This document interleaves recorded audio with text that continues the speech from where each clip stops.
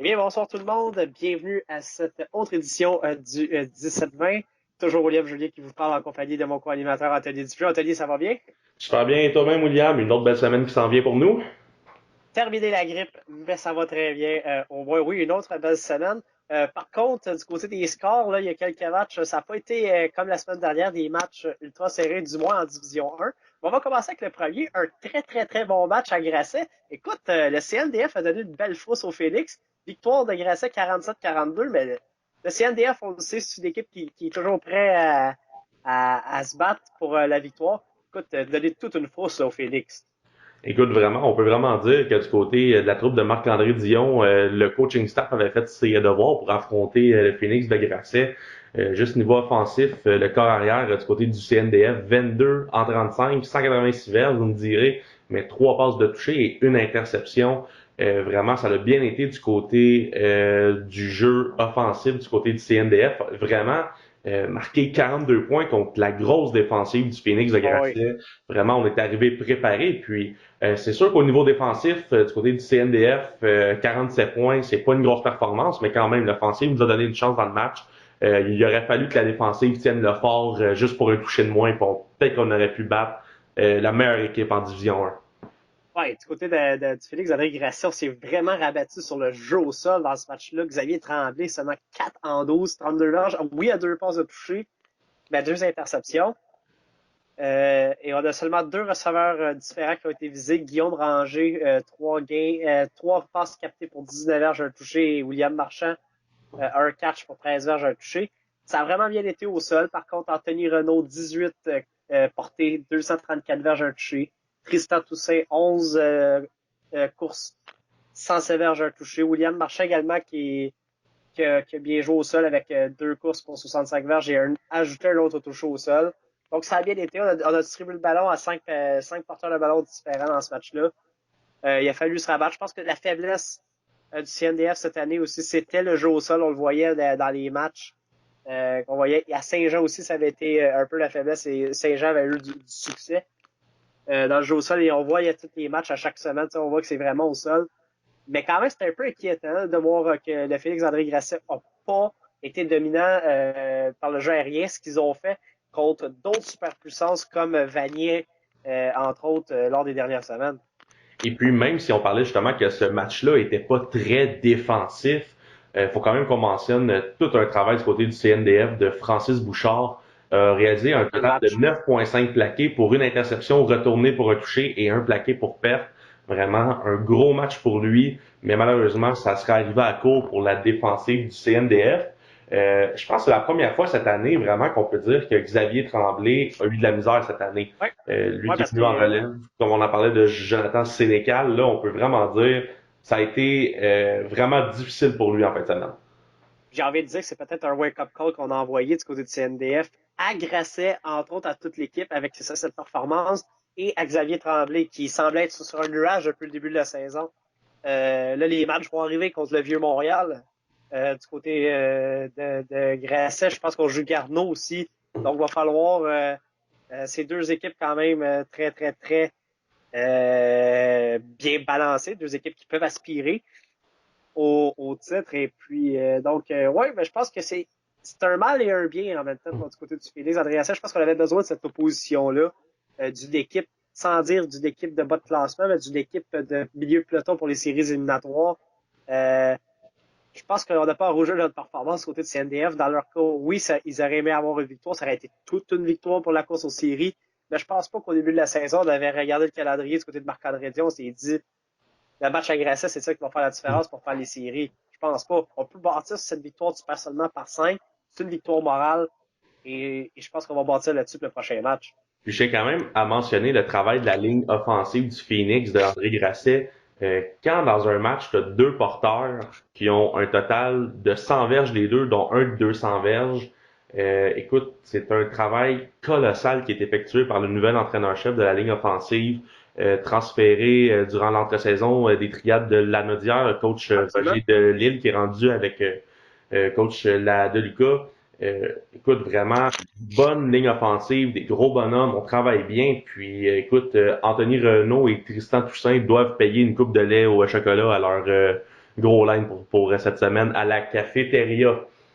Ah ouais, absolument. Écoute, même William Marchand a 2 courses pour 65 verges, donc ça a bien marché au jeu au sol, ce qui est pas habituellement tant l'ADN du Félix André Grasset qui aime bien équilibrer son attaque. Et là, vraiment, on s'est trouvé. Mais ce qu'on peut voir là-dedans, c'est que le Félix peut te faire mal de toutes les façons. Donc, même si ça marche pas au jeu au sol, au jeu aérien, pardon, ça peut marcher au sol et vice-versa. Donc, encore à prendre au sérieux. Et l'autre interception, juste à mentionner un gars de notre région, dans la Montérégie, contre qui on a dirigé Jordan Eppel, le fils de Bruno, qui a réussi une interception, comme le Félix André, pour le Félix, mais pour le Notre-Dame du CNDF. Lui, il commence à prendre, gravir les échelons tranquillement, pas vite, là, dans l'organigramme du CNDF, lui. Oui, On absolument. va entendre parler. Oui, donc écoute, un jeune qui va finir par se développer. Aussi, on parle des équipes de football à Québec. Écoute, je pense que le gros match de la fin de semaine en division 1, pardon, a eu lieu à Garneau. Les C'est toute une victoire du Titan de Limoilou, 19-17 contre Garneau. Et avec cette victoire, Limoilou complète le balayage contre toutes les équipes de Québec. Impressionnant, Limoilou, cette année, honnêtement. Là. vraiment, écoute, Battu Lennox et on va battre Garneau à Garneau. Incroyable. puis Incroyable. je quand même à mentionner que les deux, on avait dit que Garneau était pour l'emporter quand même assez facilement. On se disait que ça allait être un Moi, match j'avais dit, facile. moi, j'étais un peu plus réservé. J'avais dit que ça serait un match plus serré, mais à l'avantage des élans, mais quand même. Wow! Quelle victoire! Pierre-Luc Michaud, quand même, 50% de passes complétées, 121 verges, une passe de toucher, une interception. Mais écoute, la défensive de Limoilou nous surprend depuis le début de la saison. On ne donne pas beaucoup de points, même si on marque pas énormément, mais on donne pas beaucoup de points. Et on gagne des gros matchs. C'est toute une victoire, ça, là. Ah oui, absolument. Puis aussi, il faut quand même qu'on souligne le porteur de ballon Olivier Savard du côté des Titans. 13 portées pour 162 verges et un touché, moyenne de 12,5 verges par portée. Vraiment, c'est lui qui a animé ce match-là pour permettre aux Titans de l'emporter. Puis j'ai envie de dire aussi que le corps arrière des Élans de Garneau, Charles Perrault, sans nécessairement être la cause de la défaite, aurait pu aider la cause des Élans, a lancé 3 interceptions dans ce match-là. Ouais. Écoute, c'est pas à lui que revient la faute de cette défaite-là. C'est une défaite d'équipe, mais peut-être qu'une de ces interceptions-là aurait pu faire la différence dans ce match-là. Ah, ça, c'est sûr, absolument. Et du côté des élans, on va se poser des questions parce que là, on vient de perdre l'exclusivité d'une place dans le top 3 avec cette défaite-là. Là, contre toute attente, Limoilou vient de s'hisser dans le top 3 et Limoilou, pour ses 3 derniers matchs de saison, joue 2 équipes dont c'est très prenable. On va terminer contre Vanier à Vanier, mais on joue Saint-Jean et Lionel Groux lors des 2 prochains matchs. Donc pour Limoilou, là, on pourrait presque assurer notre place dans le top 4 avec un match à domicile en première ronde. Chapeau, honnêtement, à l'organisation du système. Oui, absolument. Écoute, je pense que notre place en série est acquise pour cette année, puis on devrait Vraiment. voir une très bonne équipe. Puis ensuite, je regarde du côté de Garneau. C'est un petit peu plus corsé parce qu'en fin de semaine, Garneau s'en va jouer au CNDF, au séminaire Saint-François. Écoute, c'est loin d'être acquis avec la Et performance avec la performance absolument du CNDF en fin de contre semaine. le Phoenix en fin de semaine. Donc ensuite, après ça, pour Garneau, un long voyage dans 2 semaines à Saint-Jean. Écoute, c'est 3 heures de bus. Tu t'en viens jouer au Stade Alphonse, des Jardins contre les Géants. Il y a Qui rien devrait, d'acquis. en principe, pour les Géants, ça va être un gros match à ce stade-ci de la saison. Tout dépend de ce qui va se passer à Limoilou en fin de semaine. Mais ça pourrait, donc Saint-Jean pourrait jouer presque sa saison. Donc, il va falloir que Garneau se méfie de ce match-là aussi. Ce sera Puis, peut-être pas si facile qu'on le pensait pour les élans. puis pour la fin de saison, le dernier match est à Garneau contre Lévis-Lauzon. Là, vous me direz que Lévis-Lauzon sera pas en série cette année. Je suis d'accord avec vous, mais reste quand même que Ils Lévis-Lauzon, n'auront rien à perdre. à part en fin de semaine, qui ont marqué 7 points, on va y revenir. C'est une équipe qui a marqué 40 points et plus à chaque match. Donc, va falloir que la défensive soit alerte contre les Lauzon. Donc, vraiment, pour Garneau, là, si on finissait avec 3 défaites pour terminer la saison, on finirait avec une fiche de 4-5. Ça serait serré pour les éliminatoires, là.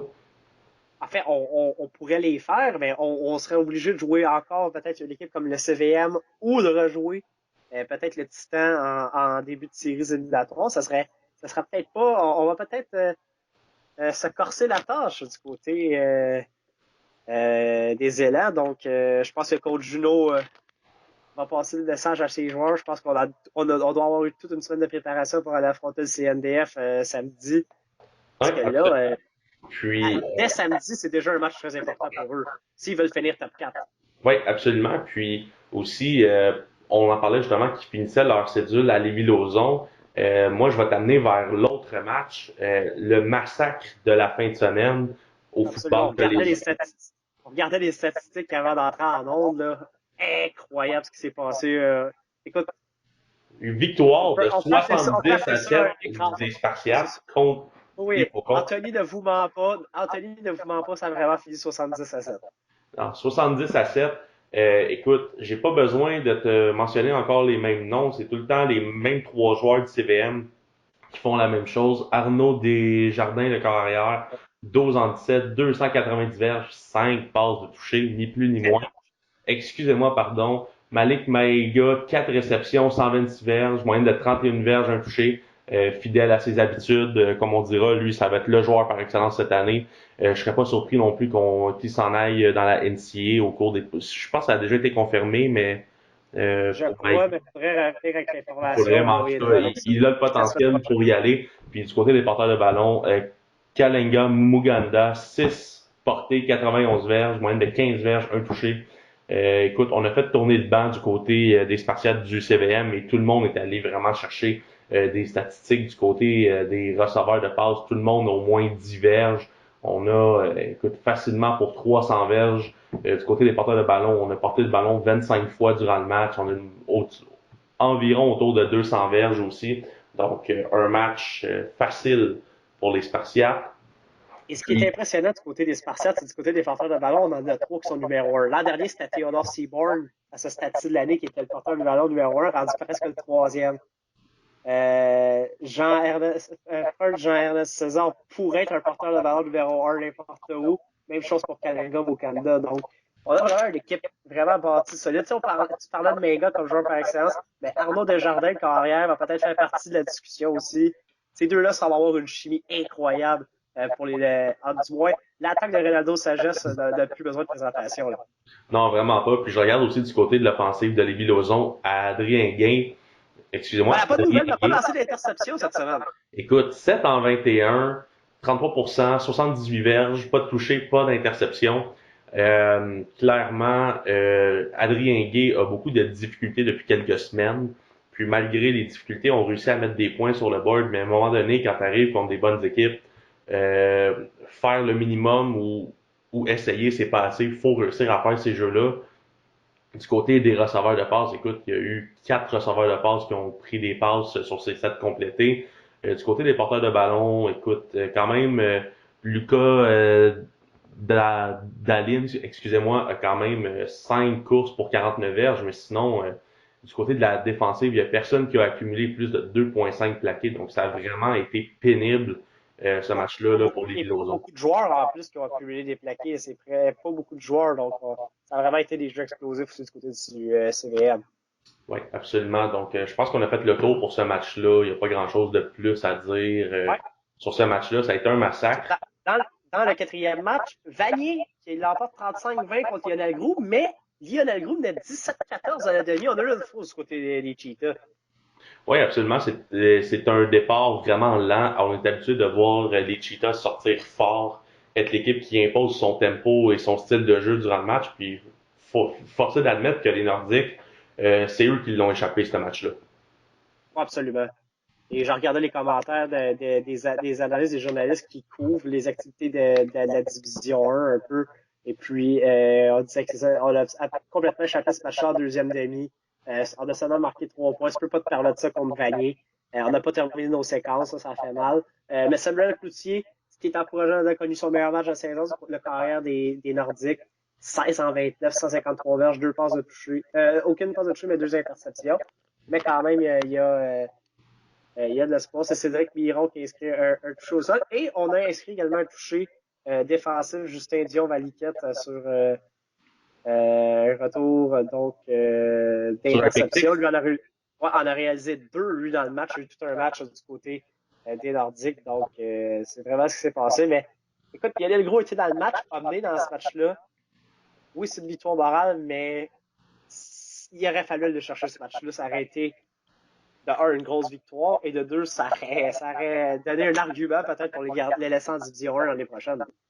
Ouais, absolument. Écoute, pour moi, c'est clair que les Nordiques, écoute, jusqu'à la fin de la saison, devraient profiter de cette année parce que je pense que c'est leur dernière année en Division 1. Je pense que le Noir et Or doit faire le switch avec les Nordiques. Puis je pense que les Nordiques aussi aimeraient plus affronter des équipes comme les Lynx, comme John Abbott ou tu sais, des équipes un peu plus de ce calibre-là. Puis Lionel Gros a été une excellente équipe de Division 2 au fil des dernières années. Un bol d'or il y a 2-3 ans, je pense juste avant de monter en Division 1. Il était venu en gagner un aussi à Saint-Jean, avait donné une frousse aux géants. Il y a un des bols d'or. Donc, c'est une bonne équipe de Division 2, là, Lionel Gros. C'est rien de mal, là, mais c'est une bonne formation de Division 2. Alors, c'est sûr qu'en Division 3, il gagnerait tout. En Division 2, c'est toute une formation. Et Puis on a eu des bons affrontements avec John Abbott et Edouard Maupetit au fil des années.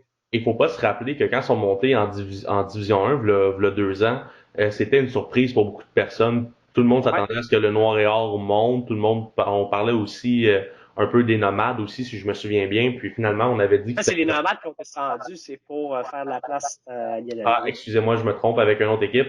Mais tu sais, c'était une surprise de voir les Nordiques qui étaient là. Tout le monde voyait plus le Noir et Or être là. Puis ça Même John Abbott, à la limite.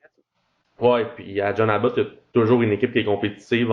Des deux, j'ai jamais vu les Islanders de John Abbott finir dans le bas du classement en Division 2 depuis très, très, très, très longtemps. Puis aussi, donc, pour revenir au match de Vanier aussi, comme on parlait, c'est eux qui n'ont pas commencé le match assez fort. Puis, pour revenir justement sur les statistiques des joueurs, Éloi Latendresse Régimbal, le corps arrière de Vanier, 13 en 24, 274 verges. Écoute, ça a été de très longues passes là, durant ce match-là. 4 passes de toucher. 4 passes de toucher, 2 interceptions. Écoute, il y a quand même son receveur Nicolas Sénacle Altedor quand même qui a permis de ramasser 170 verges en 7 réceptions, moyenne de 24 verges et 3 touchés. Donc vraiment, Nicolas Sénacle Altidor a eu tout un match contre les Nordiques. Lui, il s'est amusé. Puis, juste pour mentionner aussi du côté du au sol, Vincent Desjardins avec 15 portées, 126 verges, une moyenne de 8,4 verges, aucun touché. Ouais, malheureusement, pas de toucher après une bonne performance comme ça, c'est un peu décevant. En défensive, beaucoup de joueurs ont réussi à les plaquer. Nathan Vivian a vu encore beaucoup de terrain. On le sait, a 2 plaqués. Un de nos anciens joueurs, il est bien content pour lui. Ben Labrosse, pas besoin de présentation. Encore eu un bon match du côté des Cheetahs. Donc, grosse victoire, mais on a eu chaud. Je Oh pense oui. pas qu'on s'attendait à gagner par 15 contre Lionel Gros, et surtout d'être mené à la mi-temps. Puis là, je vais t'amener vers un autre match que tu as été Le dernier assisté. match. Ouais, Bon, le, écoute. le dernier match de la fin de semaine en Division 1. Les Cougars de Champlain, Lennoxville étaient en visite à Saint-Jean sur Richelieu, au stade Alphonse Desjardins pour affronter les Géants. Est-ce que tu peux nous raconter comment ça s'est passé, William? Bon, d'abord, le Nox s'est fait planter presque toute l'année. Bien battre les Géants, écrasante victoire de 46-7. Et Lucas tu avais raison, parce Mélanger, que j'avais pris pour les Cougars contre Saint-Jean. J'avais dit les Cougars. ouais, mais tu t'attendais pas à un massacre par contre. Il y a Il avait personne qui été. prenait pour un massacre. Non, écoute, c'est pas surprenant cette victoire de Lennoxville tant que tel. C'est vraiment le massacre qui est surprenant parce qu'on savait que les Cougars, eux, s'ils perdaient, c'était pratiquement l'élimination d'une place en série là, avec une défaite. On est arrivé le couteau entre les dents, mais j'ai l'impression que les Géants ont pris ce match-là un peu trop à la légère. Pourtant, ça avait bien commencé. On a débuté avec le ballon. On a eu une très bonne première séquence à l'attaque. On a eu une pénalité pour avoir retenu. On a reculé et Ettore Cassati a lancé une très mauvaise passe dans une couverture. 3 gars contre 1 ont lancé en plein milieu. Ça a été intercepté. Les Cougars ont répliqué avec... ensuite, les Géants répliquent. Nicolas Lessard, encore lui, réalise une grosse interception, redonne vie aux Géants. Mais ensuite, on a arrêté les Géants, on a été forcé à dégager. Là, après ça, deux autres revirements de Cassati, là, ça s'est enchaîné. Très, très mauvaise performance. C'était seulement 14-0 à la demi pour les Cougars. Donc, on était encore dans le match côté des Géants. En deuxième demi, ça a été terminé. Les Cougars sont vraiment venus piler sur le corps des Géants. Et puis, c'est des dires de coach Bégin. La plus mauvaise performance de la saison, un match à oublier complètement. Puis j'ai quand même à mentionner quand même qu'Assati a lancé une passe de toucher de 79 verges à un de nos anciens, à Daniel Garcia. Écoute, J'aimerais même dire à un de mes anciens, parce que chez moi, un de nos anciens, mais c'est toujours une fierté. Comme toi, c'est une fierté de voir des joueurs de ligue performer. Très content. Ouais, et si ça n'était pas de cette passe-là, écoute, Cassati aurait à peine 100 verges. mais non, c'est ça, parce que quand toi, t'as un de tes anciens wide qui court pour un toucher sur 79 verges, tu sautes pis tu cours partout. Mais moi, quand j'ai un Hollande qui fait un gros pancake, moi, je mange un bang. Fait que, on a chacun nos façons de célébrer. Faut dire dans ce match-là que les Géants ont quand même une grosse perte. Le porteur de ballon numéro 1, Ben Desroches, ancien de Grasset, évidemment. Ça a été une grosse perte, mais on n'a rien fait au sol. On a été correct par la passe. Mais Cassati a lancé des très mauvaises passes. Écoute, on commence à s'inquiéter un peu du côté des Géants. J'ai senti un peu d'inquiétude après ce match-là, autant chez les entraîneurs que chez les joueurs. La frustration aussi. Mais là, faut mettre ça derrière nous parce qu'on a un gros match contre Limoilou, là, si on veut espérer. Parce que même en battant Limoilou, là, tu refais une place dans le top 5 à cause des bris d'égalité et tout. Donc, faut Puis aussi, on en parle depuis le début de c'est- la saison, mais je pense que la tertiaire à Saint-Jean doit commencer à step up. Parce que oui, ouais, c'est parce que un. Nicolas Lessard ne pourra pas faire tout seul. Nicolas Lessard, on le sait que c'est un joueur sublime. C'est probablement un meilleur, si c'est pas le meilleur demi-défensif de cette ligue-là, de cette collégiale Division 1. Mais lui, il ne jouera pas 10 ans Saint-Jean. Là. Il ne pourra pas faire tout ça tout seul. Alors, il va falloir Puis en l'appuyer. plus que je regarde les statistiques de Lucas Boulanger, qui est le carrière pour les Cougars, là, il a lancé 10 passes sur 17 qui ont été complétées, 280 verges, une moyenne de Oui, 28 des verges. beaux morceaux de Écoute, terrain. il n'y a Et aucune en passe plus, de toucher et il y a une interception. Puis là, je m'en vais voir dans ses receveurs de passes. Écoute, Jaden sur ça, Simon, 4 réceptions, 147 verges, même pas de toucher, mais il y a une moyenne de 36 verges par catch. Il a complété à Gabriel Boulanger une passe de 53 verges, à Kenou Yazbek une de 39 verges, une de 18 verges à Edouard Wanadi. Donc, tu te dis, la tertiaire donne vraiment des gros jeux là, du côté de Saint-Jean. oui, absolument. Donc, tu sais, quand tu es moindrement intelligent du côté du coordonnateur offensif adverse, tu t'arranges pour pas attaquer le côté de Nicolas Lessard, la zone de Nicolas Lessard. Donc, tu t'en vas vers les autres et on voit que c'est beaucoup difficile pour le reste de la tertiaire des géants. Va falloir apporter des correctifs. Va falloir que aussi, ben, les correctifs, là-dedans, il n'y a pas juste le travail des entraîneurs. Je suis pas mal sûr, connaissant les entraîneurs, Pierre-Olivier Grenier qui est là aussi, je suis pas mal sûr qu'on fait notre travail. Mais il va falloir avoir c'est la responsabilité des joueurs de stepper up et de dire et quand tu as un leader comme le sort en plus qui se donne sur le terrain et qui veut montrer, on devrait être encouragé à jouer, mais j'ai comme l'impression qu'on a vu le laisser à ça. Et ça, il va falloir corriger ça parce que en principe, à moins d'une catastrophe, les géants vont se qualifier dans les 7 premiers. Là. Sans dire que ça va être dans le top 5, pourrait finir 6e, 7e. Mais si on entre en série, la tertiaire, ça va être terminé, ça va être un massacre en série et ça sera pas drôle. Il va Ah, falloir ça, que je suis l'attaque d'accord. ait plus qu'un bon match consécutif. Là. Puis aussi, on parlait de la défensive, il faut quand même qu'on souligne le travail de Félix Daou, qui a quand même eu un match de 10,5 plaqués, un safety et 2 plaqués pour perdre. Donc, un très bon match pour ce linebacker-là du côté des Géants de Saint-Jean. Donc, écoute, je pense que ça conclut le tour des matchs qu'il y a eu lieu en fin de semaine dans la Division 1. Écoute, Ouais, donc, vas-y avec le classement, juste avant d'y aller avec les prédictions. oui, donc pour le classement, en première place, pas de surprise, le Phoenix de André Grasset, 606. En deuxième place, les Spartiates du Vieux-Montréal, 5 victoires, une défaite. En troisième place, les Titans de Limoilou avec 4 victoires, 2 défaites, suivis de Garneau au quatrième rang, eux aussi à 4-2, mais Limoilou avec le bris d'égalité sont Ouais. devant les Élans. En cinquième place, les Cheetahs de Vanier avec 3 victoires, 3 défaites devant les Géants de Saint-Jean, puisque Vanier a remporté le match contre Saint-Jean en début de saison. En septième place maintenant, donc les Cougars sont sortis des bas-fonds, sont maintenant ils commencent à s'approcher. S'ils en placeraient 2 victoires dans leurs 3 dernières, seraient assurés d'une place en série. Écoute, les Cougars sont 2 et 4 en septième place, avec le CNDF qui sont 2 et 4 aussi en huitième place. Et en neuvième place, les Faucons de Lévis-Lauzon à 1 victoire, 5 défaites. Et en dernière place, les Nordiques de Lionel Groux, toujours sans victoire en 6 rencontres. Et juste pour dire aux gens, la meilleure fiche, c'est le Félix André Grasset. Mais la meilleure attaque et la meilleure défensive, c'est les Spartiates du Vieux-Montréal avec 259 points pour et seulement 94 contre.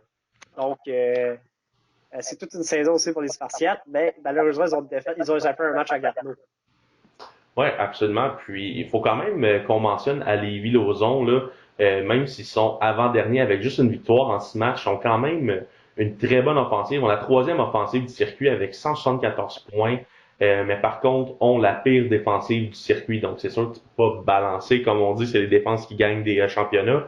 Mais reste quand même qu'il y a quand même pas juste du négatif dans les équipes de bas de classement non plus.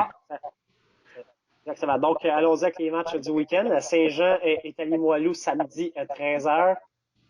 Honnêtement, j'y vais avec les Titans. J'aime ce que je vois. Battre Garneau, c'est une grosse victoire. J'aime ce que je vois depuis le début de la saison. Ils ont battu les Knoxville plus tôt au début de saison. Ils ont joué quand même des matchs serrés contre des puissances. Ils ont peut-être vraiment échappé le match au Vieux-Montréal, mais tout le monde semble échapper des matchs contre cette équipe-là. Moi, je vais avec Limoilou par 2 possessions. Je pense que Saint-Jean est assommé de cette défaite-là, honnêtement. Tu vois-tu, moi, je pense le contraire. Moi, je pense que Saint-Jean va aller gagner à Limoilou. Je pense qu'on parle d'un wake-up call. Je pense que c'est un match que Saint-Jean ne peut pas échapper. D'ailleurs, je ne sais pas de me tromper, mais bon. Ben, écoute, si Saint-Jean veut avoir un match de play-off à domicile, il va falloir qu'on commence à gagner sur la route puis qu'on gagne des gros matchs. Ça commence par un match comme ça. Moi, j'ai confiance en cette équipe-là cette année pour faire les séries puis peut-être avoir un match à domicile. Ils nous l'ont prouvé. Ils ont une bonne équipe. Ils sont capables de le faire. Mais il faut que les joueurs sont dans... Mais c'est parce le match à domicile en série depuis, je pense, c'est la Division 2. On n'en a pas eu en Division 1 de mémoire, donc c'est sûr que ça serait le fun. Ça serait important que les joueurs qui ont des chaises importantes à certaines positions clés commencent à performer. Message pas subtil ici. Mais écoute, ils ont le talent pour le faire. Puis je crois qu'un match en fin de semaine contre les Titans, ils sont capables de le faire. Ensuite, sauf que ce qu'il faut dire, c'est que la défensive de Limoilou semble jouer du gros football dernièrement contre des bonnes équipes. C'est comme Garneau qui a une très bonne attaque quand même. C'est pour ça que ça m'inquiète. J'y vais avec Limoilou, j'aime ce qu'ils font, j'aime ce qu'ils voient, ce qu'ils font. Excusez-moi. Donc je vais y aller avec Limoilou. C'est vraiment bizarre parce que habituellement c'est moi qui prends contre Saint-Jean, puis c'est toi qui prends pour Saint-Jean, puis là c'est moi qui prends Saint-Jean, puis c'est toi qui prends contre Saint-Jean. J'ai pas pris Saint-Jean à tous les matchs de la saison quand même. Mais non, parce que sinon il serait premier à la place du Phoenix. Ah, c'est sûr. Donc, dans le deuxième match de la fin de semaine, les Cheetahs de Vanier sont en déplacement à Lennoxville, à aller affronter les Cougars. Moi, je vais, écoute, les Cougars sont sortis, là, ça commence. Regardez bien la victoire en fin de semaine des Cougars dans un match serré contre les Cheetahs. Tes impressions, William? Hey, écoute, je suis d'accord. J'y vais avec les Cougars. Je pense que c'est une énorme victoire qu'ils sont allés chercher. Ils ont le vent dans les voiles. Rien de plus motivant que de revenir au Coulter Field contre une grosse équipe comme Vanier. Et ça pourrait leur permettre peut-être d'aller ici jusqu'au 5e rang du classement, tout dépendant du résultat des géants à Limoilou. Wow! Écoute, ça va être tout un match. Dans une autre bataille de Québec, en fait, à Saint-Augustin des Morts, Garneau est en visite au CNDF, à Séminaire Saint-François. Écoute, moi, je vais rester avec Garneau. Je crois que c'est des faux pas qu'ils ont eu dans certains matchs, mais le CNDF m'impressionne. J'y vais avec Garneau tout de même. Moi aussi, j'y vais avec Garneau, un match serré. Peut-être une différence de 5 points comme qu'on a eu à Grasset du côté du CNDF. Je pense qu'on va se présenter encore, on va jouer un bon match. Mais au bout de la ligne, Garneau va juste être trop fort et va battre le CNDF. Ensuite, dans l'autre match, Vieux-Montréal contre Gros, je pense pas qu'on va avoir besoin de s'assister longtemps. Je pense que le CVM va l'avoir facile. Et écoute, si on est capable de mettre 70 points contre 7 à Lévis-Lauzon, j'ai pas hâte de voir ce qui va arriver aux Nordiques. Quoique les Nordiques jouent de très bons matchs au niveau défensif. Faut quand même pas oublier que les Faucons, c'est la pire défensive. Donc, je m'attends à une victoire autour de 30-10, là, environ, là, des Spartiates Ouais, contre les Nordiques. Aux hommes d'Éric Marier, faites-nous mentir. Ouais, faites-nous mentir, ça serait tout un upset d'avoir une victoire contre le CVM. Tu aurais des bons arguments pour rester en D1 pour l'année prochaine. Et André Rassali-Vilozon, là, sur le Vieux-Montréal en 2070, Grasset aussi. Ça va dépendre de la performance. Faut pas oublier que le carrière de Grasset a eu son premier match plus difficile. Mais je pense que je m'attends à une victoire là, de 50-10, 50-15 du Félix André Grasset. Ah, écoute, ça serait pas vraiment surprenant. Donc ça, c'est ce qui conclut pour la D1. On s'en va en D2. Ça va en D2 et j'ai pas hâte qu'on arrive à notre ancien cégep, Anthony. Ben, ça va on peut très commencer tout mal de suite. à Longueuil. Ça va très mal à Longueuil, honnêtement. Ouais, ça allait très mal. Écoute, C'était le premier match du week-end. On va y aller tout de suite. John Abbott, Édouard Bonpetit, on s'attendait à quelque chose de serré. Ça a été très serré, Anthony. 60-7, la victoire de John Abbott. Incroyable. Qu'est-ce qui se passe avec nos amis d'Édouard?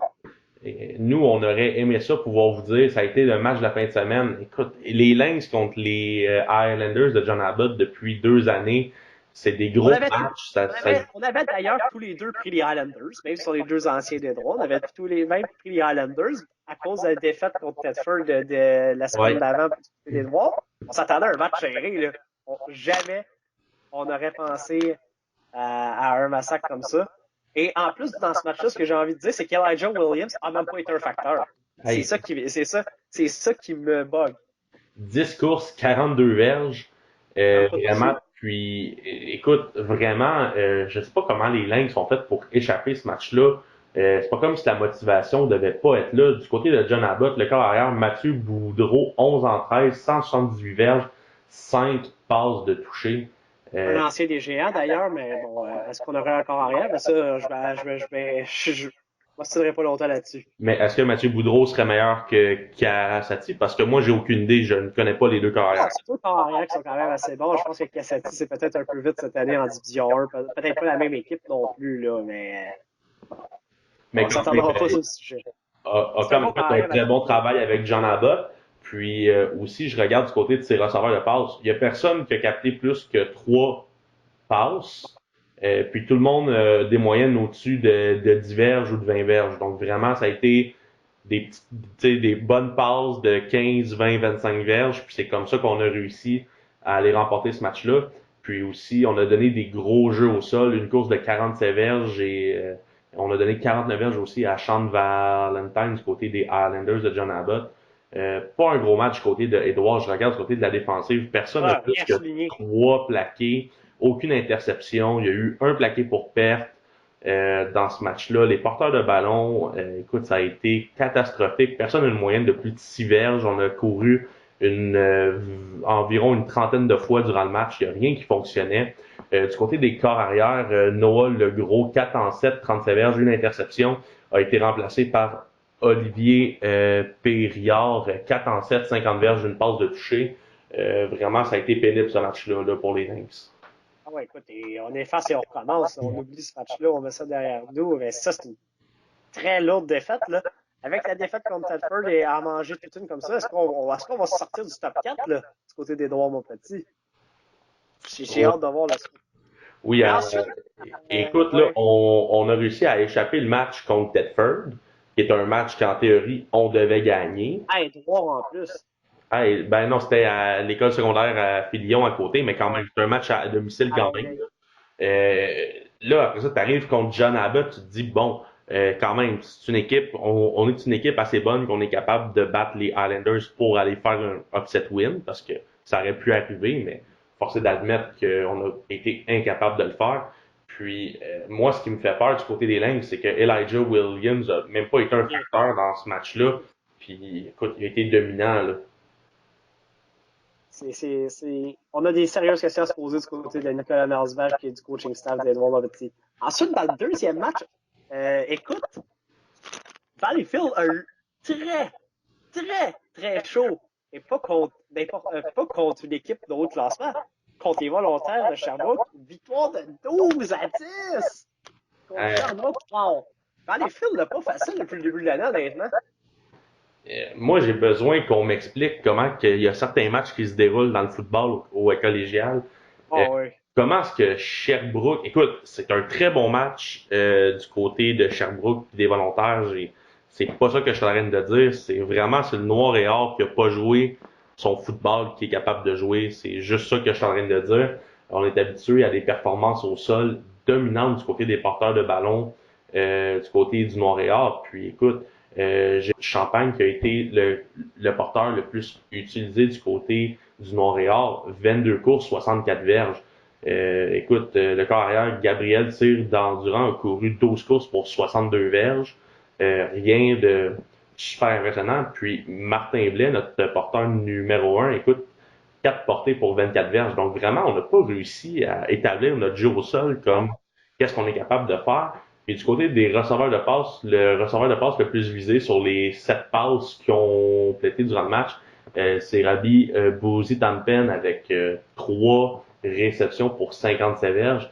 Gabriel Cyr d'Endurant, ça a été difficile, là, 7 en 19, 84 verges, 1 interception. Donc on peut vraiment dire que du côté offensif, il n'y a rien qui fonctionnait. Là.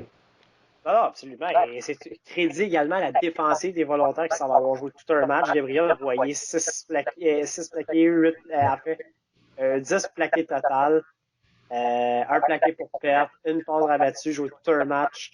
Du côté, semble être, on le voit semaine après semaine, le pilier de cette défensive des volontaires.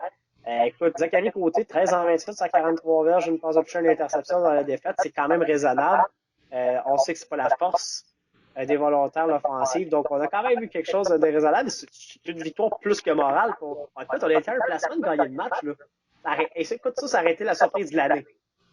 Ouais, écoute, absolument. Je suis à court de mots pour expliquer que les volontaires sont passés à 2 points de faire le upset de l'année du côté du football collégial en Division 2. Écoute, c'est une victoire qui est morale pour les volontaires, puis c'est un wake-up call pour le Noir et Or. Donc, ça, Ouais. c'est pas mal ce qu'on peut retenir de ce match-là. Donc, je t'amène sur le dernier match de la fin de semaine. Un match Bon, pas en fait, très... il Ah, y excuse. avait Ouais, excuse. Ottawa qui L'avant-dernier recevait match. Montmorency. Moi qui avais prédit une victoire d'Ottawa et tout de Montmorency, je me suis pas trompé. Ottawa nous a montré des beaux signes depuis le début de la saison. C'est une belle victoire pour eux. Oui, vraiment. Puis, ils ont battu un très bon programme de football. On parlait de l'Outaouais, comment ils avaient un Mais là, bon Montmorency duo. est en danger, par contre. Oui, absolument. Puis l'Outaouais ont un corps arrière vraiment Alors, qui passe impressionnant. bien le ballon avec Simon Riopel, son receveur. Encore 6 catchs, 170 verges pour 3 touchés. Vraiment, là, Simon Riopel du côté des Griffons de l'Outaouais pourrait être un joueur sur l'équipe d'étoiles en Division 2 cette année. Assurément. Du côté des receveurs, ça, c'est sûr. Bon, on semble avoir quand même un beau trio là, en offensive du côté de l'Outaouais. On voit Xavier Gervais, encore une bonne performance au poste de carrière. Simon Riopel, chez receveur de passe. Et Cédric Dabadi, encore, qui a ajouté avec 14 courses, 93 verges et 2 touchés. Donc là, on semble quand même bâtir quelque chose. On a donné une fausse à Valleyfield l'autre fois aussi. On bat Montmorency. Écoute, moi, je suis encouragé. Je pense qu'ils peuvent finir top 5. Je pense qu'ils peuvent, surtout avec les déboires d'Edouard, mon petit. Ben, c'est sûr que si les Griffons ils continuent à jouer comme ça d'ici la fin de l'année, rien n'est impossible pour eux. C'est pas parce qu'ils ont mal commencé qu'ils peuvent pas finir fort Ah, c'est vrai. non plus. Il faut pas oublier qu'on est quand même tôt dans la saison. Là, on arrive à la mi-saison. Donc, tout est encore à jouer en Division 2. Ensuite, si je m'attarde un peu sur les statistiques du côté des nomades, Jérémy Martinet, qui est le corps arrière, 19 en 37, 348 verges, 2 passes de toucher. Tu vas me dire, ah, quand même un très bon match. 4 interceptions. Écoute, faut qu'on protège ce ballon-là. Écoute, comme d'habitude, son receveur préféré, Jones Dudley Alexandre, 9 réceptions, 181 verges, 2 touchés. Ça l'a bien été de ce côté-là. Puis aussi, du côté du porteur de ballon, Jeffrey Amnésial Châtelier, 12 courses, 105 verges, 1 touché. Donc, c'est deux équipes quand même même si du côté des Nomades, on a perdu ce match-là, forcé d'admettre que ces deux équipes qui ont un bon corps arrière, un bon receveur numéro un et un bon porteur. Donc, les offensives donnent de beaux signes. Puis je pense vraiment que c'est la défensive des Griffons qui a fait la différence parce que tout un match pour Justin Dupré, écoute, 11 Ouais. plaqués juste pour lui. Puis je regarde un petit peu plus bas, quand même, Gabriel Maisonneuve a fait 5 plaqués durant le match, mais écoute, 4 pour perte, dont 3 sacs, assez impressionnant. Ouais, et les quatre interceptions ont été à deux joueurs, David Boucher et Nicolas Barry, donc qui se sont signalés du côté des revirements. Donc, toute une tendance à défensive des Griffons de l'Outaouais dans ce match-là. Donc, là, on est vraiment au dernier match du week-end en Division 2. Trois-Rivières qui l'emporte 21-2 contre Thetford. Un peu déçu de la performance de Thetford après leur grosse victoire à Édouard. Ah oui, absolument. On s'attendait à mieux du côté de Tedford. Puis on a été incapable de capitaliser sur nos chances. Louis Archambault, le carrière, 17 en 33, 125 verges, deux interceptions. Match quand même assez difficile de ce côté-là. Du côté des receveurs de passe, personne n'a plus de 30 verges. On a trois receveurs à 29 verges, que ce soit 3, 5 ou 2 réceptions. Donc ça a été difficile du côté du jeu par la passe. Du côté des porteurs de ballon aussi, là, personne n'a plus de 50 verges. Écoute, Louis Archambault, justement, le carrière, a couru 5 fois pour 49 verges. Mais le porteur Jonathan Fournier, 18 courses pour 44 verges. Vraiment, le jeu au sol et par la passe a été muselé du côté des filons. Donc, si je regarde du côté de la défensive, justement, des Diablos de Trois-Rivières, un très bon match pour Elijah Cramé, quand même deux interceptions pour lui, Ouais, quatre passes rabattues, vraiment été un facteur, quatre plaqués durant ce match-là. Aussi, je regarde du côté de l'offensive des Diablos quand même qui ont été, quand même été capables de mettre 21 points contre Tedford aussi. Un match quand même correct pour Charles Cossette, le carrière, 10 en 19, 103 verges, une passe de toucher. Son receveur ouais le plus. c'est rien d'éclatant, mais c'est efficace du côté de l'offensive des Diablos. Ben oui, c'est ça. Puis tu sais, le porteur, Michael Morin a porté le ballon 16 fois pour 85 verges. Puis Lancelot Bergeron, son receveur, 3 catchs pour 71 verges et un touché. Donc ça fait le tour pas mal. Euh, on va y aller avec le classement juste avant nos prédictions du week-end. Oui, absolument. Donc, double égalité en tête. Évidemment, les Noirs et Or de Valleyfield, 5 en 5, avec John Abbott, qui est deuxième à cause du bris d'égalité, 5 en 5 aussi. En troisième place, les Diablos de Trois-Rivières, avec 3 victoires, une défaite en 4 matchs. En quatrième place, les Filons de Thetford, avec 2 victoires, 3 défaites.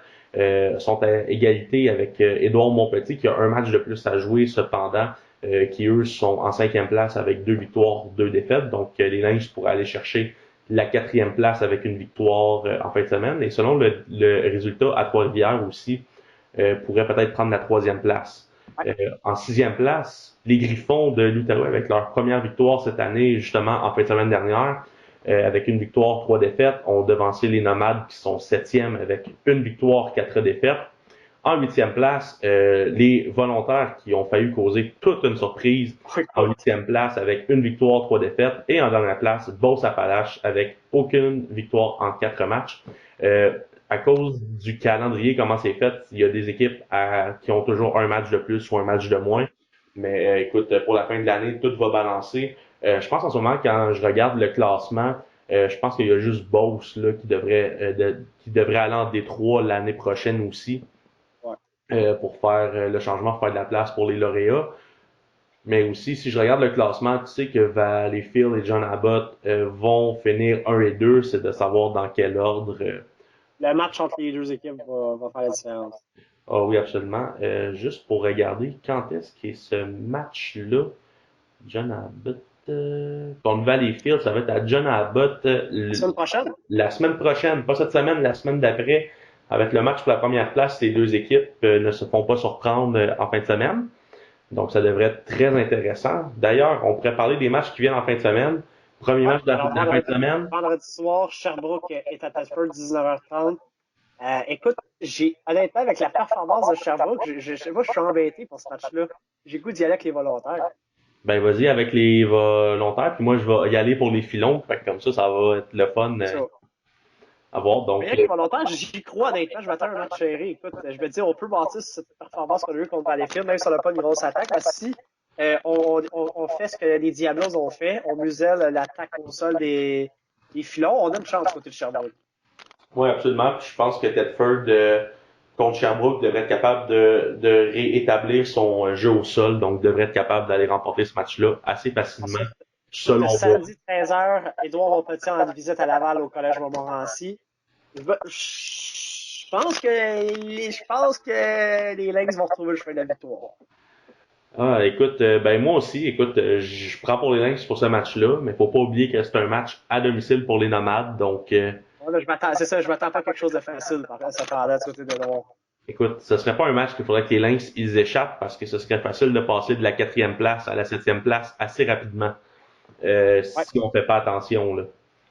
Ensuite, Beauce-Appalaches et en Outaouais, moi, je vais avec les Griffons, ma révélation depuis le début de la saison en Division 2.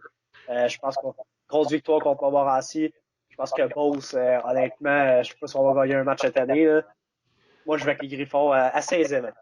Écoute, moi, si j'ai un conseil à donner à Marc et à son coordonnateur en défensive, écoutez, maîtriser le jeu par la passe, c'est un Simon receveur. Riopel, entre autres. Ouais, c'est Riopel et le corps arrière qui font tout le travail pour eux, en tout cas selon les statistiques qu'on voit en ce moment.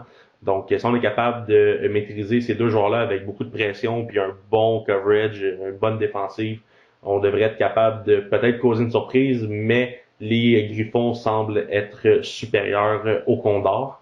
Dans l'autre C'est match, Valleyfield qui est en congé. C'est Valleyfield qui est en congé cette semaine. Donc, le dernier match aura lieu entre les Highlanders de John Abbott et les Diablos de Trois-Rivières. Écoute, John Abbott, ça va être un rouleau compresseur depuis le début de la saison. Sans dire qu'ils vont gagner de victoire facile, quoi qu'on on fera avec le John Abbott cette année, toutes les autres là. Je vais avec les Highlanders. moi, je vais y aller avec les Diablos de Trois-Rivières. Et Oh! Ça, c'est une grosse surprise. Je m'attends à la première défaite de la saison pour John Abbott. Écoute, Trois-Rivières depuis le début de l'année joue du bon football. Impressionnant.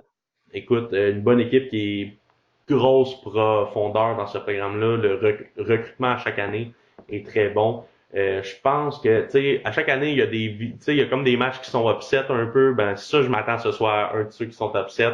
Donc, je vais y aller pour les Diablos. Donc, ça, c'est ma prédiction, excusez-moi, pour cette semaine. Donc, ça Donc, fait, on s'en va en division Détroit du côté de la Sud-Ouest. Il y avait trois matchs qui étaient présentés. Tout d'abord, Ahuntsic était à la Naudière. On s'attendait à un match serré. Les Indiens ont encore emporté. Ils gardent leur fiche immaculée, victoire de 13-8 sur les Triades. ouais, absolument. Puis on n'a pas de statistiques pour ce match-là. Donc, je vais juste me contenter de dire que Hunsick a fait un très bon travail d'aller chercher une grosse victoire sur la route au parc André Courcelles J'avais à prédit La une victoire de la Naudière. Naudière. J'avais prédit une victoire de la Naudière. Et dans un match serré, ça a été quand même serré. On était quand même à un toucher de gagner le match. Là. Ouais, quand même. Donc, ça a été. Puis ensuite, dans les deux autres matchs, il n'y a pas eu vraiment de surprise. Ouais, c'est ça. Des scores qu'on s'attendait. 59-7 la victoire de Saint-Hyacinthe sur Shawinigan. Il n'y a vraiment pas de surprise là. Puis, Euh, mais quand même, les Cavaliers, dans le dernier match, 60-0 contre Je Drummondville. suis quand même assez surpris que c'est 60-0. Je m'attendais à une marge un peu plus réduite, peut-être 30, 35 points, mais pas 60. Moi, Là, puis, écoute, c'est une grosse victoire pour Saint-Lambert. Du moins, pour peut-être un futur bris d'égalité en fin de saison, là, les points pour, points contre, c'est pas négligeable pour eux d'avoir inscrit 60 points dans ce match-là. ouais, non, absolument pas, mais quand même, ça reste encore que si Drummondville veut s'approcher du top 4 en Détroit, c'est le genre de match que, tu sais, tu te dis, moi, au début de la saison, je voyais ce match-là dans le calendrier, je me disais, ah, si la saison, elle va bien du côté de Drummondville, ça serait plaisant de voir les voltigeurs peut-être aller mettre un peu de pression sur ce match-là, peut-être même le gagner, pourquoi pas, puis faut se rendre compte en ce moment que la saison est en train de déraper là, du côté de Drummondville. Et dans notre seule victoire, ça a tout pris contre Shawinigan. On a eu Pat Marcoux ici en entrevue, il nous l'a dit. Lui-même, on perdait même à la demi, je crois, contre Shawinigan, désolé. Donc, c'est pas encourageant encore pour Drummondville. Qui est d'ailleurs pour les matchs du week-end, on finira avec le classement, Anthony, si tu me le permets. Ouais, oui, vas-y. Drummondville, t'as Hansik, je pense qu'il n'y a pas de situation là. Moi, je joue avec les Indiens, facile. Ouais, écoute, une autre victoire pour les Indiens. Dans le deuxième match, peut-être un peu plus intéressant, Saint-Hyacinthe se déplace à Saint-Jérôme contre les Cheminots. Pas de surprise là, je pense une victoire pour Saint-Hyacinthe. Mais il faudrait pas prendre les Cheminots trop à la légère. Je m'attends quand même à ce que les Cheminots réussissent à mettre quelques points sur le board dans ce match-là. Donc, je m'attends à une victoire de peut-être 40-20, quelque chose dans ce style-là. Ouais, une vingtaine de points d'écart, ça fait du bon sens. Deux matchs présentés dimanche, ça c'est très rare quand même. Saint-Hyacinthe qui est à Saint-Jérôme et ensuite Shawinigan qui visite Saint-Lambert. Je pense que Saint-Lambert avec leur retour de 70 contre Drummondville, bon match Shawinigan. C'est pas la même équipe. Les électriques ont été capables de tenir Huntsic 3/4 il y a quelques semaines. Mais ça Moi, sera pas assez pour battre m'attends à un match plus serré. Moi, je m'attends à une victoire peut-être plus dans le 30-10 du côté des Cavaliers contre Shawinigan. Je m'attends Ouais, qu'on va sortir fort. il y aura pas de carnage. Je pense pas que ça va être un carnage aussi. Mais je vois quand même une victoire des Cavaliers dans ce match-là. Puis on va dire ça, puis on va arriver, puis il va y avoir dans les trois matchs, il va y avoir une différence de points combinée de comme 200 points. C'est bon. On ne sait jamais. J'avais avec le football collégial, donc termine avec le classement. Ouais, donc en première place, aucune surprise, les lauréats du Cégep de Saint-Hyacinthe, 5 victoires en 5 matchs. En deuxième place, les Indiens de Huntsic, 4-4. En troisième place, avec 3 victoires et 2 défaites, les triades du Cégep de Lanaudière. En quatrième place, les Cavaliers de Champlain-Saint-Lambert, 2 victoires, 3 défaites. En cinquième place, les Cheminots de Saint-Jérôme avec 1 victoire, 3 défaites en 4 matchs. En sixième place, les Voltigeurs de Drummondville avec 1 victoire, 4 défaites. Et en dernière place, les Électriques de Shawinigan avec aucune victoire en 4 matchs. Donc ça, c'est ce qui complète pour la Sud-Ouest. Donc William, c'est moi qui t'amène vers la section Nord-Est. Pas de surprise à Jonquière, là. Ben non, écoute, les Gaillards ont vengé le match d'ouverture qu'ils ont perdu par forfait. Écoute, en l'emportant à domicile 55-9 contre les Gaulois de la Pocatière. Pas vraiment de surprise là durant ce match-là, je te dirais. Quand même, si je regarde du côté des statistiques, du côté de Jonquière, notre pain et notre beurre, on a gagné ce match-là au sol. On a tenté 9 passes durant le match. Ouais. 2 receveurs ont des réceptions. Jordan Fortin avec 22 courses, 185 verges, un touché. Et Glody Moussa Alafou avec 16 courses, 129 verges, 2 touchés. Donc, pas vraiment de surprise. Là, on a aussi fait un touché défensif sur une interception du côté de Louis Triboulet. Donc, ça c'est un match qui est classique pour les Gaillards. On a joué au sol, puis on a remporté ce match-là. Je regarde. Des bonnes performances défensives du côté de la Pocatière. Émile Blais et Antoine Delille avec des bons matchs, 11 et 8.5 plaqués. Même Charles Picard qui a 7,5 plaqués, dont 2 pour perdre. Donc, il y a quand même des joueurs qui se sont signalés en défensive du côté des Gaulois. Ouais, c'est ça. Puis du côté de la défensive aussi, là, c'est ça. Ça l'a bien. Émile Blais, justement, avec 11 plaqués, ça a bien été pour lui. Une interception aussi du côté de Samuel Lanouette. Donc, vraiment, tu peux voir qu'on a quand même été capable de mettre un peu de stats du côté des joueurs, mais je pense que les Gaillards devraient commencer à penser à la Division 2. Oui, et dans l'autre match qui était présenté, on s'attendait à un match serré, mais une autre victoire. Les Vulcains confirment leur belle équipe cette année, victoire de 20-12 à Chicoutimi. Mais ça a quand même été serré. Oui, ça a quand même été serré, mais je pense que là, on vient de confirmer notre deuxième place. Ah oui, absolument. Écoute, moi, il n'y avait pas vraiment de surprise que Victoriaville était pour être bon dans la Nord-Est cette année. Écoute, c'était vraiment un match de deuxième place. C'était savoir qui allait avoir droit à la deuxième place, le match en série. Selon moi, ces deux équipes-là vont se revoir en série au premier tour, donc c'est pas perdu pour les hommes de Nick Menachi à Chicoutimi. Écoute, je regarde du côté des receveurs de passe, on a eu des gros jeux de Anthony Paul Huss et de Mathis Germain. Sinon, Cyril Lahibe du côté des porteurs de ballon à Victoriaville, 27 courses, 84 verges, un touché. Donc ça a été pas un match vraiment impressionnant du côté des deux équipes, mais force est d'admettre que la défensive du côté des Vulcains est toujours aussi dominante. Un très bon match en défensive là, pour le linebacker Joël Terrien. Je regarde aussi, pour mentionner, du côté de Chicoutimi, le receveur de passe Benoît Beaulieu, 4 réceptions pour 60 verges, un touché, un bon match pour lui. Puis en défensive, faut qu'on parle du travail de Vincent Bouchard qui a quand même réussi 2 sacs du corps sur ses 7,5 plaqués.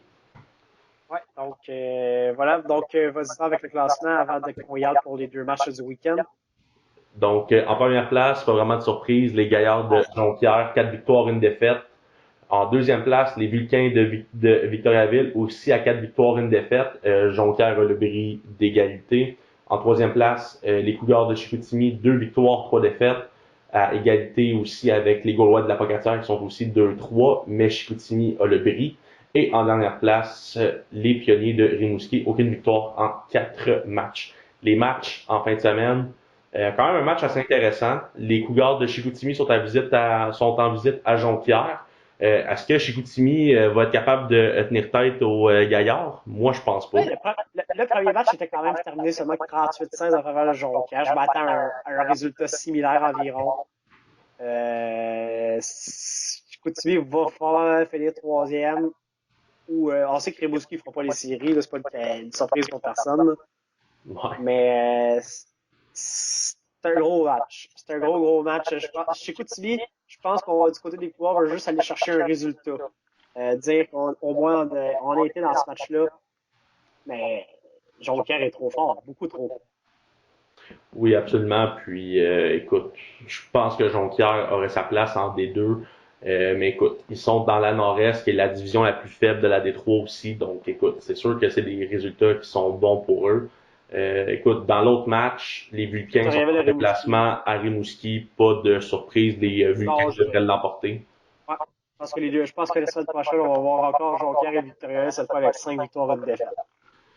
Bon, ben parfait, ça règle ça. Donc, ça, c'est ce qui règle pour la division 3. Est-ce que tu prends la pause ou on s'en va dans le U-Sports tout de suite? Non, on va faire la pause, on va revenir avec des résultats U Sports, senior, junior et juvénile dans les grosses ligues. Alors, c'est ce qui conclut notre bloc collégial. On vous revient dans une dizaine de secondes. Bon. Oui. Si j'ai hâte de clencher, si j'irais me coucher, je pense. Ouais. Un peu, je vais aller sur la LFS 12, là, aller ramasser son standing. LFS 12. Je sais pas pourquoi, c'est la première affaire qui apparaît, c'est tout en mauve, c'est comme si j'y allais souvent. Ah ouais. Ok, mais quand même, il reste une game en saison dans le.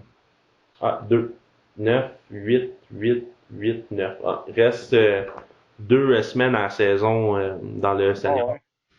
Ouais, les Bulldogs puis les Huskies dominent. Le Phoenix troisième à 5-3. Les Panthers 4-4. Puis Mercenaires puis Mustang 1-8 puis 0-8. Des grosses surprises. Surprise, surprise, surprise, surprise. Ok, fait que le U-Sport, j'ai pas checké les games en fin de semaine du U-Sport. Fait que je te laisse en parler plus un peu si tu veux. Je n'ai pas checké tant non plus, à part Montréal Concordia, là, un peu, mais J'ai zéro checké Montréal contre Concordia. Concordia encore chaud. Ouais, Montréal encore chaud. Ça a commencé avec un field goal de Simono. Santos a mis ça 3-3. Simono a mis ça 6-3. Simono a mis ça 9-3. Concordia, Jérémy Murphy, 10-3. Simono a fait un point, 10-10. Simono, 13-10. Ah, Kevin Kaya de Dimitri Morin, 20-10. Puis Matter, une course. Hey, mon gars. Man, c'est Simono qui a fait les points. Oui. Pas clair.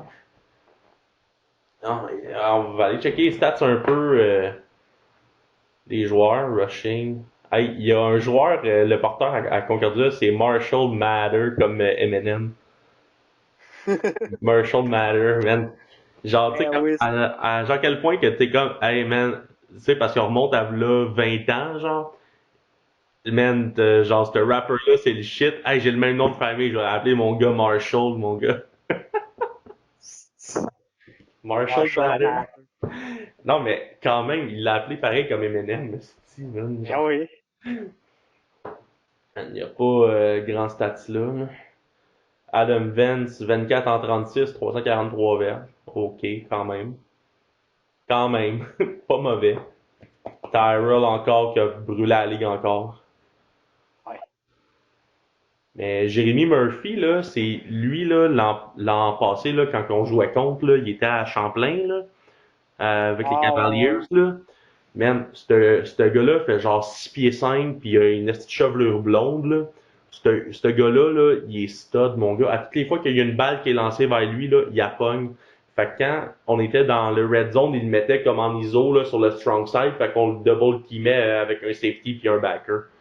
Fait que là, tu demandes un safety puis un backer de jouer corner sur un red zone, tu sais. Ah ouais. Christian, il est huge, esti. OK, côté de Montréal. Bah regarde, on en parlera quand on fait. Fait que pas ça Ah quand ouais, c'est ça. Alors, on est de retour au 17 avec notre segment du Blitz. Écoute, Concordia qui joue son deuxième match contre Montréal, et Montréal, encore une fois, Santali, victoire des Carabins 27 après avoir battu le Rouge et Or. On avait été habitué de congé. Adam Vance, le corps arrière de Concordia, qui encore connaît une excellente saison. Je pense que là, du côté Adam Vance, c'est vraiment la pierre angulaire du nouveau système de coach surprenant, nouveau coordonnateur offensif et de Brad Collinson, l'entraîneur-chef. Là, on commence à avoir des plus de résultats du côté des Stingers. Oui, un très bon match pour Vance. Écoute, ça paraît que ça va bien. 24 en 36 contre la meilleure défensive au pays des Carabins. Écoute, il a lancé une passe de toucher et une interception. 343 verges en 24 passes. Tout un match pour lui. Sans surprise, son receveur préféré, James Tyrell. 13 réceptions, Ouais. 174 verges. Aussi, un gros thumbs up à Jeremy Murphy, un ancien des Cavaliers de Champlain Ouais, qui était Saint-Lambert. dirigé contre lui. Ouais, l'année dernière. Donc, lui, c'est une recrue dans le CIS. 6 catchs pour 101 verges et un touché. Donc, un très bon match pour Et lui. également, tu me faisais remarquer un bon match pour M&M. Ouais, pour Marshall Matter, le, le C'est porteur du ça. côté des Stingers, 39 verges en 6 courses, pas mauvais quand même. Non, écoute, belle deuxième carrière pour notre ami M&M. Qui s'est transformé en joueur universitaire canadien. Bon match, très très bon match pour ton ami Louis-Philippe Simoneau là, dans la victoire des Carabins. Écoute, si vous voulez savoir ce qui s'est passé du côté des Carabins, c'est pas compliqué. Louis-Philippe Simoneau a fait 4 placements et un simple durant ce match-là pour faire 13 points. Dimitri Morin s'est complété avec une passe de toucher à Kevin Kaya.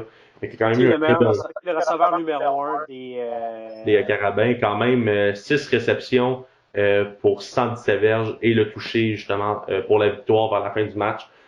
Donc, j'ai envie de te dire, ça s'est pas réglé encore pour Moran puis l'attaque des Carabins. Non, on croyait avoir eu un regain de vie avec le match qu'on avait eu contre le Rouge et Or. Mais bon, on a encore du travail à faire, je crois. Mais bon, euh, Mais ça Montréal n'a n'a pas la pas meilleure été. défensive. Montréal a encore la meilleure défensive au pays. Je pense que c'est ça qui va les aider jusqu'à la fin de la saison. Ouais, puis Ça a été quand même un bon match. Là. Ça n'a pas été ouais, un match désastreux non plus. puis Dimitri Moran a quand même lancé 22 en 29 pour 293 verges, un touché, aucune interception. Mais on n'est pas capable Il est de habitué à plus de Dimitri. Ben, écoute, moi, c'est surtout que, tu sais, tu peux garder ces stats-là, mais rajoute une passe de toucher ou deux là-dedans, là, tu sais, quand même. Tu sais, tu joues contre les Stingers, là, tu joues pas contre la plus grosse On équipe finit non pas nos plus. séquences du côté des Carabins avec des touchés. Dans l'autre match, McGill a cherché une grosse victoire contre Sherbrooke pour prendre la troisième place, victoire de 20-13. Ce qui fait que ça dégringole Sherbrooke hors des séries à cinquième place. Les Steelers sont maintenant à quatrième. Donc, énorme victoire pour les Redmen et le coach Hilaire. Ouais, absolument. Très bon match du côté des Redmen de McGill. Écoute, je sais pas par où commencer. Surprise par surprise, c'est de très bons matchs qui sont serrés.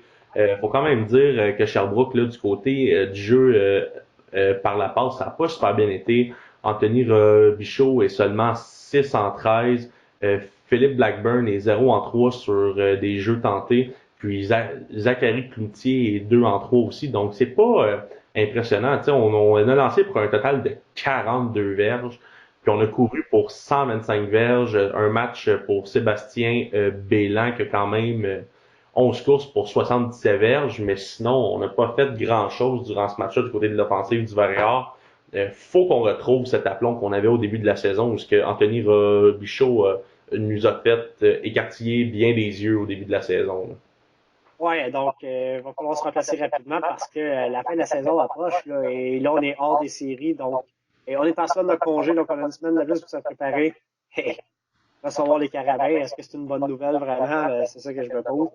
Donc voilà, c'était les deux matchs de la fin de semaine. Donc McGill sera à Montréal vendredi soir, match présenté sur les ondes de TVA Sport évidemment, et Concordia à Laval dimanche après-midi au Stade TELUS. Donc, pas de surprise là-dessus. Je pense qu'on peut les Carabins et le Rouge et Or. Là. Je pense que ça va être assez facile. Oui. Donc, vas-y avec les résultats du junior et du senior en fait. Oui, ben d'abord, je vais commencer avec le junior pour commencer tout de suite. Donc, il y avait 2 matchs en fin de semaine, évidemment, comme à chaque fin de semaine, vu que c'est une ligue à 5 équipes. Écoute, quand même une surprise. Les Raiders de Châteauguay ont battu les Packers de Greenfield Park 21-10. Quand même, c'est une deuxième défaite de suite pour les Packers, là, donc ça commence à se compliquer. Puis dans l'autre match, les Bulldogs de Laval, qui sont toujours premiers au classement, ont quand même emporté 18-7 contre le Bataillon de Québec, qui a toujours pas de victoire, mais quand même une victoire morale pour la troupe de Québec. Un très bon match pour eux, ils se rapprochent. Donc si j'y vais du côté du classement dans la Ligue junior du Québec, donc en première place, les Bulldogs avec 5 victoires, 1 défaite. En deuxième place, les Packers avec 4 victoires, 2 défaites. En troisième place, les Raiders de Châteauguay avec 3 victoires, 3 défaites. En quatrième place, les Junior Riders de Ottawa avec 2 victoires, 3 défaites. Et en dernière place, le Bataillon de Québec, aucune victoire en 5 matchs. Je t'amène au senior maintenant. Ouais, je t'amène du côté du senior. Écoute, il y avait 3 matchs en fin de semaine, comme c'est le cas à pas mal toutes les fins de semaine.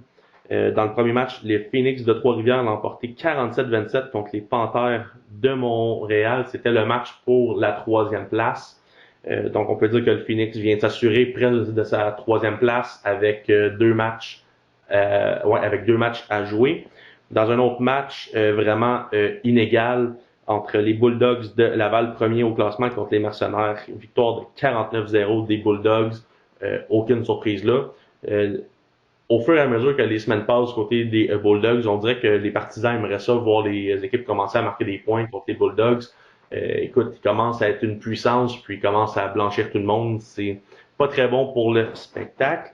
Puis, justement, en parlant de spectacle, les Huskies l'ont emporté 58-0 contre les Mustangs de la Nodière. Donc, vraiment, les Huskies et les Bulldogs qui sont un petit peu trop forts pour le restant de cette ligue. Ce qui m'amène au classement.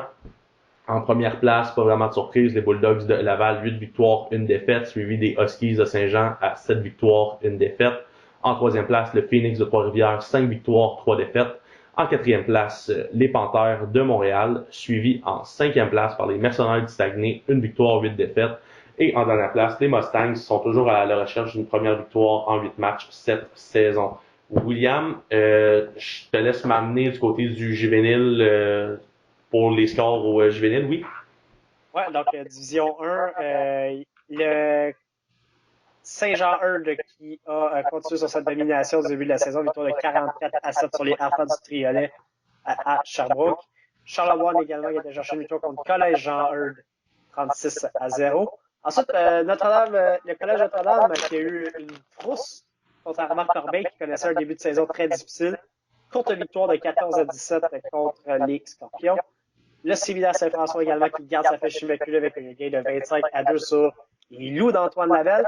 Et dans un match de 2 équipes qui n'avaient toujours pas gagné depuis le début de la saison, l'école secondaire Roger Comtois va chercher un gain de 26-7 contre l'Académie Saint-Louis, ce qui nous amène au classement des 10 formations. Le Séminaire Saint-François et Saint-Jean-Eudes se partagent la première position avec 5 victoires et 1 défaite. Saint-François pour 1 point contre de différence. Oui, attends un peu. C'est le match de la fin de semaine. Les deux s'affrontent en fin de semaine. Donc ça va être un match pour la première place. Tout un match à prévoir. Collège Charlemagne est en troisième place avec 4-1. Collège Notre-Dame et l'école secondaire du Triolet en 3 victoires, 2 défaites chacun. Notre-Dame a le bris d'égalité, est en quatrième place. Curé Antoine Labelle est en sixième place. Ensuite, le Collège Jean-Eudes, Armand Corbeil et Roger Comtoir, 1 victoire, 4 défaites. Ils occupent les positions 7 à 9. Et l'Académie Saint-Louis ferme la marche avec aucun gain en 5 rencontres et une performance qui laisse à désirer avec seulement 41 points pour et 132 points contre. J'ai l'impression que ça va être une saison très difficile pour l'Académie Saint-Louis. Maintenant, si on va du côté de l'autre division provinciale, la division 1B, voilà. Alors, il y avait une victoire, gros match en fin de semaine entre la polyvalente Deux-Montagnes et l'école secondaire Saint-Salistas. Victoire de Deux-Montagnes, 28-21 en prolongation contre Saint-Salistas, tout un match. Dans un autre d'idée, Collège Bourget l'a emporté facilement 40-6 contre l'Académie des Estacades. Le Séminaire Saint-Joseph continue son excellent début de saison avec une victoire de 37-3 contre les Corsaires de Pointe-Lévis. Et le Collège de Lévis va chercher une victoire de 28-13 contre les Maraudeurs du Collège Laval dans un match qui a été disputé au Cégep de Lévis-Lauzon. Donc, le classement, 2 équipes sont toujours invaincues. Le Séminaire Saint-Joseph avec 4 victoires et aucune défaite et Bourget également sont à 4 victoires et aucune défaite. 3 équipes sont à 2 et 2. L'école secondaire Saint-Salistas, grâce à sa grosse victoire, à raison de sa défaite en prolongation contre Deux-Montagnes, ne pourra pas avoir le plus de 3-1, donc reste à 2 et 2. Collège Laval à 2 et 2. Collège de Lévis également à 2 et 2. Pointe-Lévis à 1 et 3. Polyvalente Deux-Montagnes, grosse victoire, celle-là en prolongation contre Saint-Salistas, donc 1 et 3. Et l'Académie des Estacades, toujours à la recherche d'une première victoire avec aucun gain en 4 parties. Donc, dans cette... Et gros match également en fin de semaine, tout comme dans l'autre côté, c'était Saint-Jean-Eudes et Séminaire Saint-François. Le Séminaire Saint-Joseph est à Bourget pour y demander que le Bourget match pour la première place. Très hâte d'avoir les résultats de ce match-là la semaine prochaine. Donc, ça conclut pour le football scolaire. By the way, tu me dois toujours une bière pour la victoire des Eagles. Absolument. Le pari sera honoré. Écoute, Matt Lafleur m'a donné envie de déféquer dans ce match-là. Il m'a fait sortir les mots d'église plus d'une fois. Mais bon, vérité pour les Eagles qui avaient une tertiaire décimée. Gros match qu'on est allé chercher à Lambeau Field. Félicitations à tes Eagles. Ouais, puis on se textait durant ce match-là. Tu dois être doublement content parce que les Cowboys ont perdu, donc les Eagles peuvent espérer encore revenir en première place. Écoute, jamais que les Eagles vont laisser les Cowboys finir premier dans cette division-là. Et écoute, ça va être 2 gros matchs de division cette année entre les Cowboys et les Eagles. J'ai déjà hâte.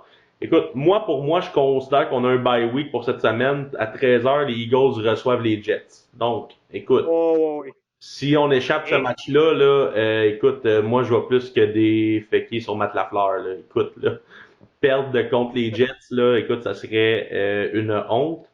Et en plus, nous, on peut vous aider en fait ça, parce qu'on joue les Cowboys. Puis, écoute, pour la première fois, je vais prendre pour ton équipe contre les Cowboys. Ouais, mais tu peux pas prendre pour les Cowboys de toute façon quand t'es un fan des Eagles. Ça va. C'est exactement. Donc, comme moi avec les Bears.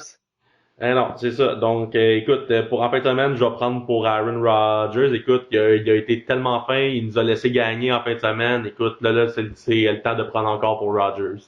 Oh, écoute, il va aller chercher ça à Dallas. Let's go. Matt s'est réveillé. D'après moi, Aaron a parlé à Matt. Il a dit, hey, Matt, on fait pas 4 passes à la ligne de une verge. Let's go, réveille-toi. Là, je pensais que Matt Lafleur, c'était l'exemple de Carroll. Ouais, puis écoute, vraiment. Puis, moi, je t'amène aussi, là, dans les équipes qui sont invaincues encore. Je peux t'annoncer que les 49ers vont rester encore une fiche parfaite. Ils sont en bye week cette semaine. Donc, ça va rester. en bye week la semaine dernière. Donc, les 49ers, ben non, à moins qu'ils soient le lundi soir. Oui, je joue contre les Browns. Contre les Browns, excusez-moi. Mon erreur, c'est ça qui arrive quand... Ils sont quoi vaincus? Victoire des Browns. Ils ont pilé ces Ravens. Oh, ils sont quand même un match à San Francisco, là. Écoute, ça sera pas facile. Un autre match prime time pour Baker. Hein, écoute, il mérite. Écoute, c'est un bon show. Écoute, sinon, c'est la légende à Gardner Minshew qui va continuer aussi. Écoute, ouais, la moustache Gardner Minshew m'inspire. Écoute, ce gars-là est tellement populaire que maintenant, dans la NFL, les memes de Chuck Norris, ils le mettent avec Gardner Minshew, là. Écoute, J'ai comme l'impression, à la fin de l'année, quand la NFL va faire son classement des 100 gilets les plus vendus, j'ai comme l'impression que le show va peut-être être là. J'ai comme Ben, l'impression écoute, ben, ça va faire du bien pour les Jaguars. Ils ont pas eu un joueur qui a attiré de l'attention comme ça depuis Maurice Jones-Drew, peut-être, au niveau offensif, là. Donc, ça ferait du bien. Puis la dernière question, est-ce que les Alouettes se qualifient pour les séries en fin de semaine? oui, je pense que ça se fait en fin de semaine. Je pense qu'Antonio Pipkin s'en veut de l'échapper en fin de match contre les Lions. On aurait dû gagner ce match-là du côté des Alouettes. Mathieu Schultz n'a pas été mauvais dans la défaite, là. Faut le croire. Vernon Adams revient gonflé à bloc. Carl Garrett déjà assuré de sa place en série. Bon, prenez ça mollo, let's go les Stampeders. Sortez avant le match. Puis, Tu penses quoi de la décision à la fin du match de y aller pour le troisième essai au lieu de prendre le placement pour mener par un point? Moi, Carey, c'est mon ami, là. écoute, J'aurais été pour le placement quand même. écoute, moi là, j'étais le seul dans ma chambre de hockey à avoir dit que c'était une décision mauvaise. Il aurait dû y aller pour le placement. Et Ouais. tout le monde me dit dans la chambre de hockey qu'il fallait qu'il y aille pour le 3-1. Je sais pas si c'est moi qui se ramollit avec le temps parce que j'aime ça prendre des risques. Mais écoute, il me semble qu'avec une minute, ta défensive, c'était pas meilleur, mais avec un kick-off, t'es capable de les arrêter quand même. Pourtant, la défensive de Bob Snowing joue du gros football depuis le début de la saison. Il aurait fallu forcer les Stampeders, les Lions, pardon, à traverser le terrain. Moi, j'aurais été pour le placement. Surtout qu'on gagne pas souvent à BC. Let's go, Carey! Hey, est-ce que c'est un message subtil qu'on n'a pas confiance en la défensive du côté de Jones? Ou on voulait vraiment y aller avec des points et on voulait peut-être assurer notre place en série de façon spectaculaire. Écoute, si tu veux que ce soit spectaculaire, garde Pipkin sur le banc, puis vas-y avec quelqu'un d'autre. Quelle erreur. Écoute, c'est Ah, de ballon, William Stanback, c'est le meilleur porteur de ballon de la ligue. Écoute, il y a des choses que je comprends pas, puis même que des fois, tu sais, mettons, voir un petit sweep, là, tu sais, là, mettons, comme jet sweep, là, avec un receveur, là, ça pas de malade, là. Essaye des choses, c'est le temps, là. Écoute, mais bon. Écoute, on vous rappelle juste une victoire des Moineaux jusqu'à la fin de la saison, les garanties en série. Si les Alouettes les Alouettes pour un match là en fin de semaine, c'est fait. Écoute, il faudrait absolument un scénario catastrophe pour que les Alouettes aillent pas en série. Ça prend une victoire ou une nulle, puis il n'y a pas de match de série à domicile en plus. Écoute, puis dans tes standings que tu avais prédit au début de l'année, tu te tromperas pas, les Alouettes deuxième, il y a bien du monde qui t'avait dit William, t'es-tu malade, les Alouettes deuxième cette année? Eh non, ils sont là et la demi-finale de l'Est sera à Montréal cette année. Oui, j'ai dit qu'il gagnerait la demi-finale de l'Est et qu'il perdrait en finale de l'Est contre Hamilton. Ça, j'ai dit. Ça, est-ce qu'il est trop tard pour changer ça? Ça il me semble que ça serait le fun, une petite participation à la Coupe Grey cette année, là. Il me semble que. Je m'en fous de me tromper rendu là. Les Alouettes contre les Blue Bombers. Bon, ben parfait. Écoute, William, je te laisse aller là-dessus. Juste terminé, on rappelle notre concours juste à share, liker la page, ça nous prend des partages si vous voulez gagner votre super ensemble des Alouettes avant peut-être d'aller assister à ce match de demi-finale à Montréal. Donc, alors, Anthony, combien qu'on avait dit de j'aime, on voulait les... On avait dit qu'au début, on était à 1000, on a descendu à 500, on est autour du 300. Donc, s'il vous plaît, allez liker la page, parlez-en à vos amis. Écoutez, à tous les joueurs de football qu'on mentionne dans le show, je peux pas croire qu'il n'y a pas des jeunes qui vont pas liker la page. On mentionne des noms le plus possible, justement, pour que les jeunes soient reconnus, pour quand ils arrivent au CIS, les gars sont connus, les gars savent c'est qui le background. Nous autres, on fait ça quand même pour nous autres parce qu'on a du fun, mais on fait ça pour les jeunes aussi. Donc, s'il vous plaît, les boys, parlez-en avec vos chums, parlez-en à vos parents. Puis si votre grand-mère est prête à genre peser sur like, ben parlez-en, ça va me faire plaisir. Ouais. Alors, nous, ça nous fait plaisir de parler de vous et puis de vous faire des cadeaux comme ça. Donc, essayez de nous aider le plus possible. Si vous voulez être encore plus populaire, si vous voulez qu'on soit soyez encore plus populaire, qu'on parle de vous encore plus, ben, il faut qu'il y ait plus de gens possible qui écoutent le podcast et qui aiment notre page. Merci Anthony, une autre belle semaine. Et puis, je sens qu'on va revenir avec des matchs un peu plus serrés la semaine prochaine. Ben oui, parfait. Donc, on se reparle la semaine prochaine. Passez une bonne semaine tout le monde, bon match et à la semaine prochaine. Merci William. Merci Anthony.